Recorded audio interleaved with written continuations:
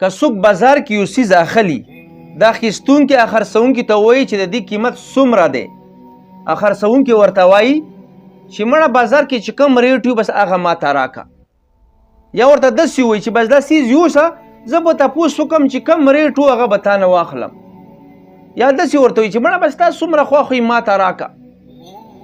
نو که په دې صورتونو کې دوی سودا وکړه د سودا ونه شوه، ځکه دلته قیمت مقرر شوی نه دی. چې کله څوک سودا کې هلته به قیمت مقرر وي چې دا څیز په دومره دی، ما تا باندې په دومره خرڅ کو، هغه به چې ما درنه واخیستو. دلته خو دا وایي چې بس بازار کې چې کم ریټ و هغه ماته راکړه، یا کم چې تا به زړه خوښ وي ماته راکړه، یا داسې ورته وایي چې خیر زه به پوښتنه وکړم چې بس کم ریټ و هغه به بیا تا نه واخلم. نو دغه شان سوداوانې جایز نه دي.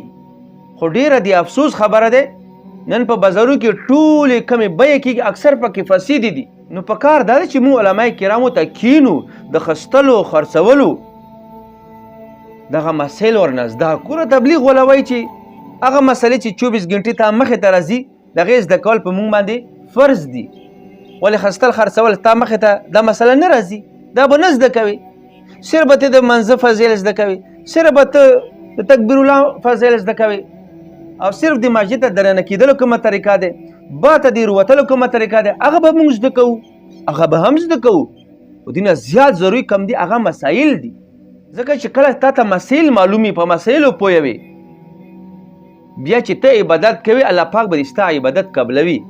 که ته په مسالې نه وي پوه، خېټې د حرام سي او چې خېټې د حرام راشي الله پاک به ستا عبادت څه قبول کړي.